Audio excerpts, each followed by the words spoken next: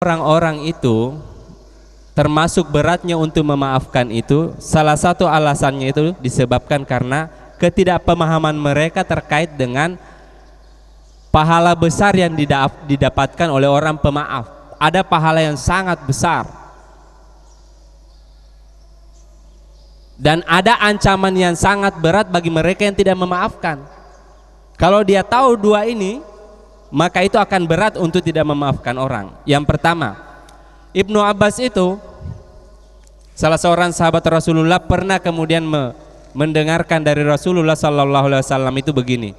Kata Rasulullah, ada 10 golongan orang yang tidak akan kemudian masuk surga kecuali dia bertobat. Salah satunya itu adalah al-utul, mereka yang tidak mau memaafkan. Jadi orang kalau tidak mau memaafkan itu tidak bisa masuk surga.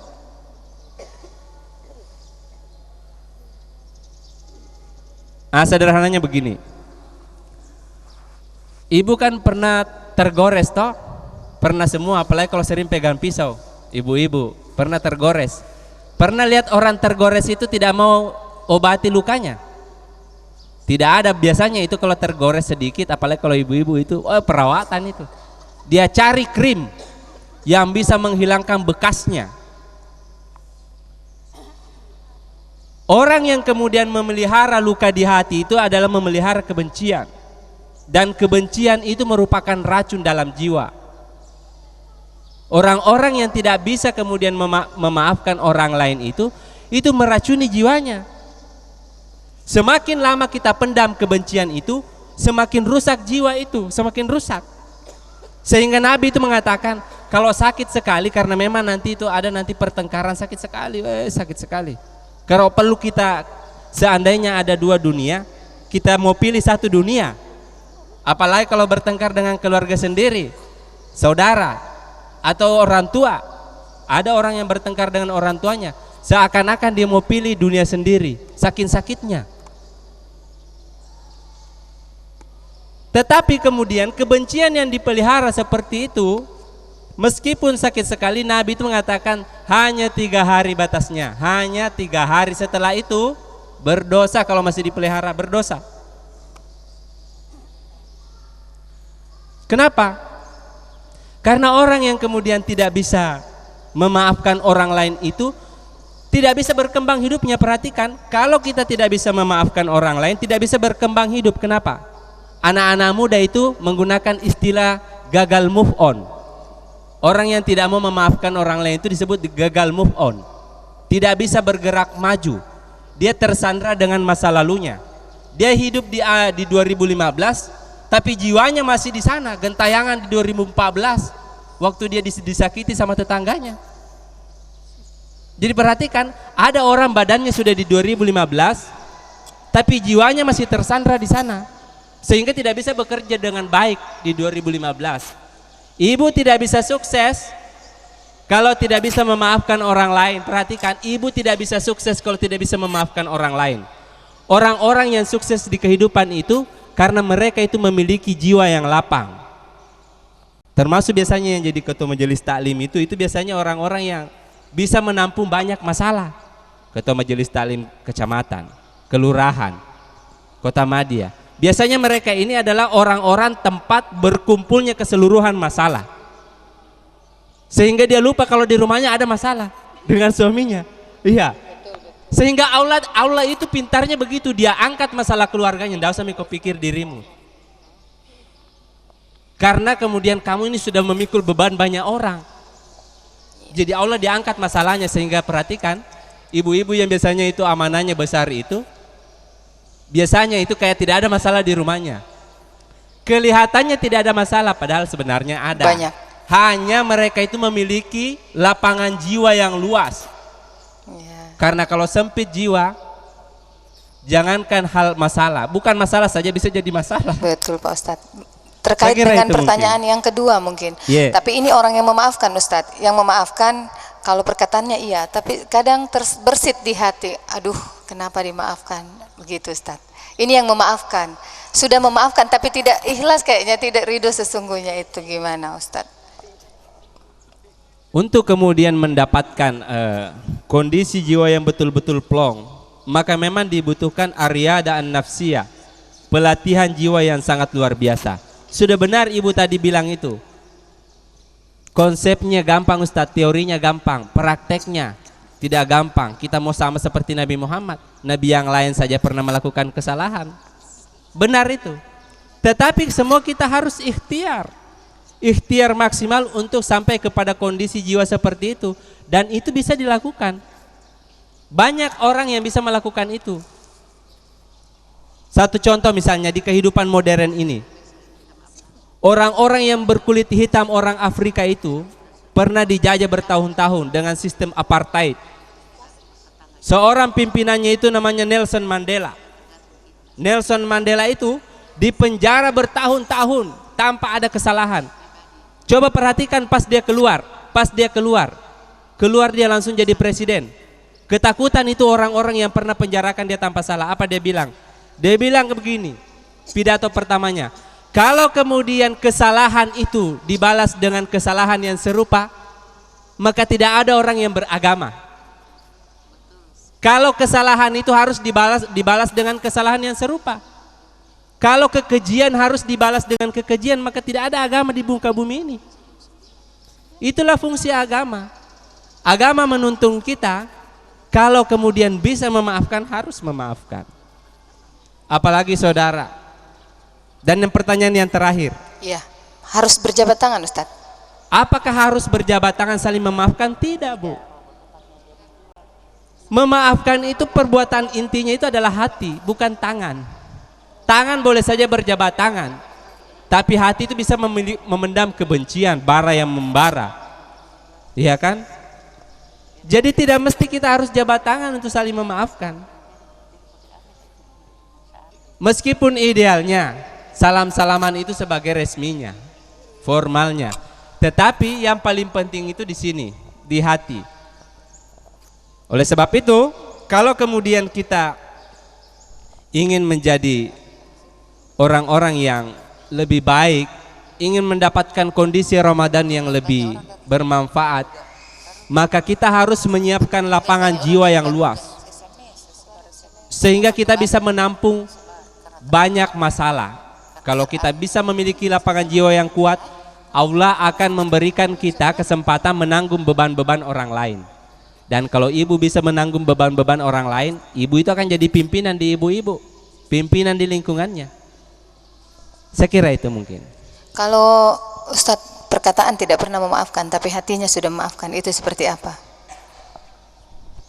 Sahnya kemudian perbuatan itu adalah dengan hati. Tetapi sangat kemudian dianjurkan untuk melisankan perkataan maaf itu. Karena kan keimanan itu, keimanan saja bukan hanya at-tasdiqu bil qalbi, bukan hanya pembenaran hati. Bukan hanya pembenaran hati, tetapi harus juga ada iqraru bil lisan. Ada ucapan, bahkan kalau bisa al-amalu bil arkan. Kalau misalnya suaminya ibu bilang, saya cinta kamu, tapi isi dompetnya susah keluar, apakah itu sesuaikah itu? Tidak sesuai kan? Kalau dia bilang, saya cinta ini istriku ini, saya cinta sekali kamu, tapi kemudian setengah mati dia tak buka dompetnya, itu tidak sesuai. Jadi harus sesuai. Hati itu perlu memberikan gambaran, karena kita ini bukan hanya punya hati, kita juga punya mata. Supaya puas juga mata, ngomong juga saya minta maaf di. Dan ini bentuk rasa rendah diri dan tawadu. Rasa tawadu bukan rendah diri, ini bentuk tawadu sebagai manusia. Saya kira itu untuk sementara, Bu, silakan. Ya, kita lanjutkan lagi sebentar, Bu, ya, setelah pesan. Baik pemirsa, jangan kemana-mana, nantikan kami setelah pesan-pesan berikut ini.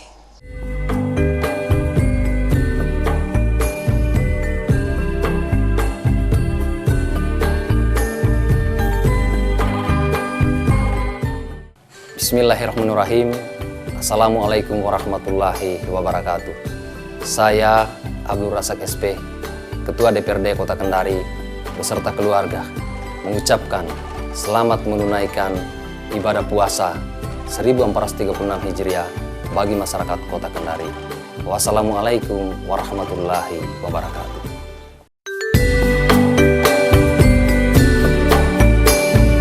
Assalamualaikum warahmatullahi wabarakatuh. Kami dari pengurus BKMT Kecamatan Kambu mengucapkan marhaban ya Ramadan. Selamat menunaikan ibadah puasa 1436 Hijriah. Mohon maaf lahir dan batin. Semoga amal ibadah kita diterima oleh Allah Subhanahu wa taala. Assalamualaikum warahmatullahi wabarakatuh. Assalamualaikum warahmatullahi wabarakatuh. Kami dari BKMT Kecamatan Mandonga mengucapkan marhaban ya Ramadan. Selamat menjalankan ibadah puasa 1436 Hijriah. Wassalamualaikum warahmatullahi wabarakatuh. Assalamualaikum warahmatullahi wabarakatuh. Majelis Talim Masjid Raya Al-Kausar mengucapkan marhaban ya Ramadan 1436 Hijriah 2015 Masehi. Mohon maaf lahir dan batin. Wassalamualaikum warahmatullahi wabarakatuh.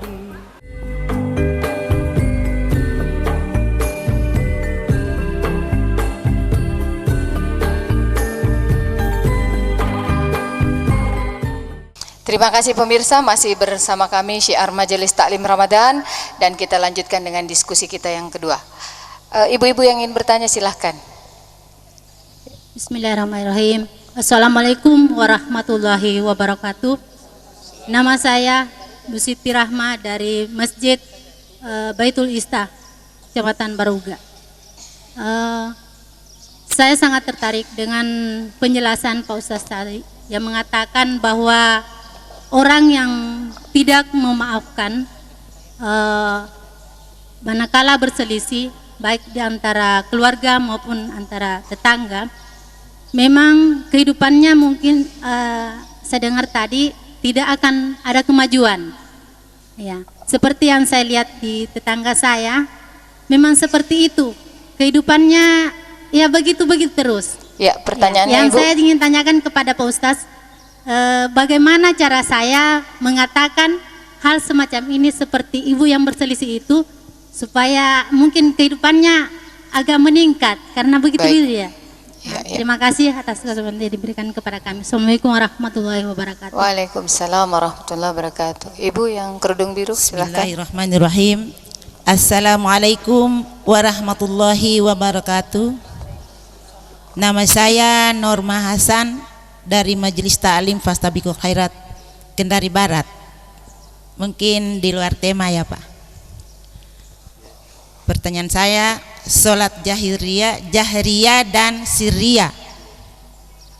Pertanyaan saya, mengapa ada sholat jahriyah atau dengan suara keras pada waktu subuh, maghrib dan isya, dan ada sholat sirriyah pada suara pelan pada waktu zuhur dan Salat asar. berjamaah. Mohon penjelasan. Terima kasih. Assalamualaikum warahmatullahi wabarakatuh. Waalaikumsalam warahmatullahi wabarakatuh. Silakan Ibu. Assalamualaikum warahmatullahi wabarakatuh. Saya nama saya Ibu Eni dari Majelis Taklim Babu Taqwa Kecamatan Kendari Barat. Yang saya mau tanya di sini Pak Ustaz, mungkin di luar tema juga sedikit. Ada pengalaman pernah orang tua saya mengatakan katanya tingkatan ibadah itu ada 3. Ada alal merenung, panjatan doa dan ibadah yang jelas. Kalau saya tidak salah. Alal merenung, muhasabah, tafakur, panjatan doa dan ibadah yang jelas. Terus yang saya mau tanya di sini, semua amal ibadah itu inamal biniat, semua tergantung niat. Terus tafakur atau alal merenung ini tanpa niat Pak Ustaz, tiba-tiba langsung merenung, oh pernah saya sakiti, ada sakit ini. Tiba-tiba kita pertanyaannya merenung, Ibu. Ya, yang saya mau tanya di sini, apakah alal merenung ini tidak bid'ah atau mendapat pahala atau gimana Pak Ustaz? Itu mungkin pertanyaan saya. Wassalamualaikum warahmatullahi wabarakatuh. Waalaikumsalam warahmatullahi wabarakatuh. Jadi pertanyaan pertama Pak Ustadz, ada kondisi ketika orang yang tidak luas hatinya, rezekinya juga seperti itu. Bagaimana caranya dia ingin memberitahu, menyampaikan kebenaran ini Ustadz? Ya silakan. Baik, yang pertama, sekarang ini lagi tren batu akik. Saya tadi lagi lihat-lihat tangannya siapa ibu-ibu yang pakai batu akik ini. Nggak usah kita sembunyi tangan Tapi ibu pernah lihat batu akik? Pernah lihat bagaimana dia dibentuk, dibikin, digergaji, kemudian digurinda, lorong-lorong hampir semuanya bunyi gerinda. Setiap saya datang ceramah gerinda, bahkan saya sambil ceramah diiringi gerinda tidak apa-apa. Di Baruga banyak.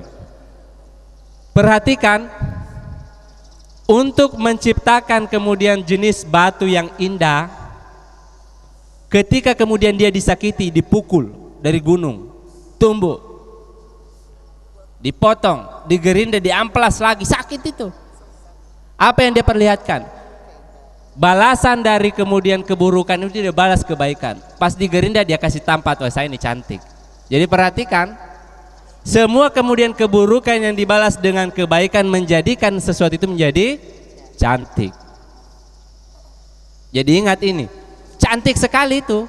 Kalau orang bisa membalas, sebenarnya dia pukul saya ini ibu, sebenarnya saya bisa balas ini, bahkan saya bisa KO, tapi saya kemudian tidak melakukan.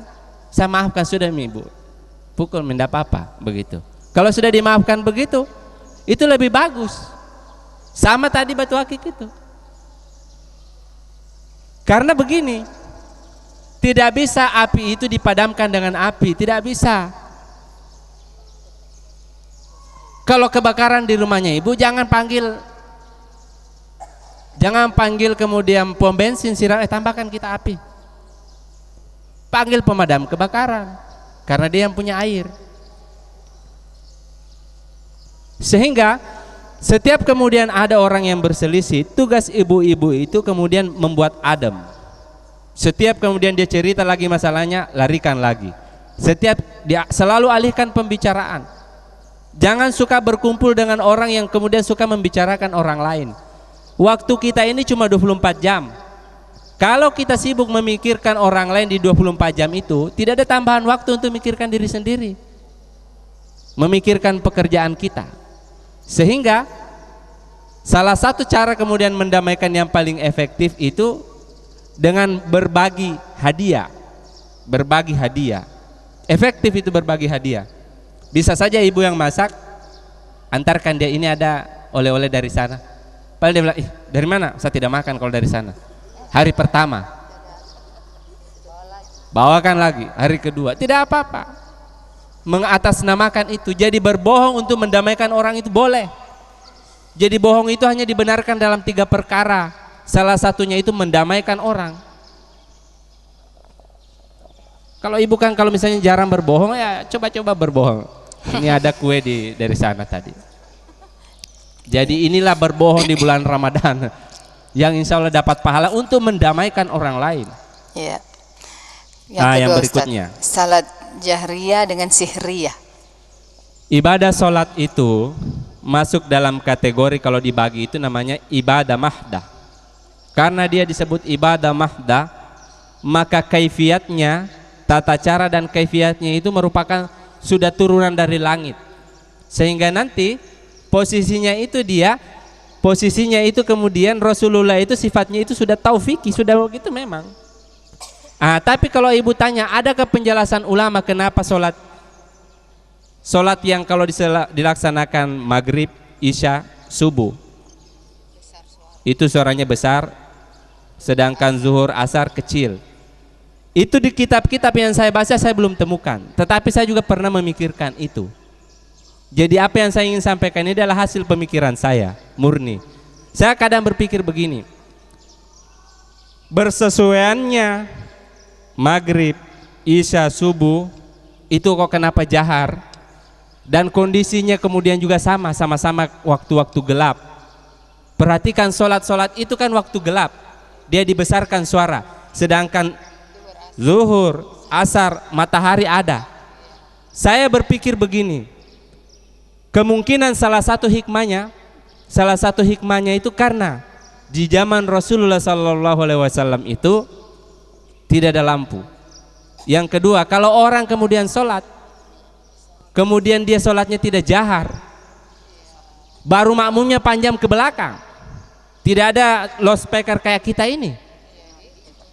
Bisa jadi kayak orang anu itu, kayak orang menari itu, di sini sudah sujud, di sana baru sujud. Wah, jadi kayak anu tak tak tak tak tak tak tak baru sujud. Oh, karena sujud depan sujud. Sudah ruku di belakang, oh ruku semua begitu. Jadi kayak tidak ada suara. Itu salah satu hikmahnya. Kenapa kemudian sholat yang dilakukan waktu tidak ada matahari itu suaranya besar? Logika saja Ustadz ya. Itu logika pribadi saya. Karena saya mencari di buku juga sebelum dapat juga di kitab kita juga saya tidak dapat itu penjelasan itu. Iya. Ulama hanya mengatakan itu adalah ketetapan. Dan sifatnya ibadah mahda itu, sifatnya itu sudah ketentuan. Kalau ibadah sholat itu kan tidak boleh ada inovasi. Misalnya ibu, saya ini sudah terlalu tua ini kalau hanya sholat subuh 2 rakaat tambah 3 rakaat. Nggak boleh itu ada inovasi begitu. Atau misalnya ibu-ibu karena sudah keren-keren berpakaian, kenapa ini kita sholat ini berjejer begini, coba-coba kita saling membelakangnya. Tidak boleh juga. Tidak boleh. Iya. Itu sifatnya sudah ketetapan dari sana. Contohnya dari Nabi udah begitu. Tapi kalau ditanyakan logikanya begitu tadi saya memahaminya. Iya. Ya. Baik, yang ketiga Ustadz saya kurang saya bisa menangkap tadi pertanyaan ibu ini. Merenung. Saya ingin meluruskan. Termenung itu, menghayal itu beda dengan tafakur. Beda. Memang tipis. Tetapi kalau kemudian yang disebut dengan tafakur itu akarnya itu adalah zikir. Zikir. Ada konektif, ada hubungan dengan Allah. Ada hubungan dengan Allah. Kalau zikir itu orang-orang Jawa menyebutnya dengan apa? Eling gitu. Kalau orang Tolaki menyebutnya Peo Hawai. Ya benar kan Bu? Kalau orang Bugis menyebutnya dengan Mainge ki, sadar ki, sadar.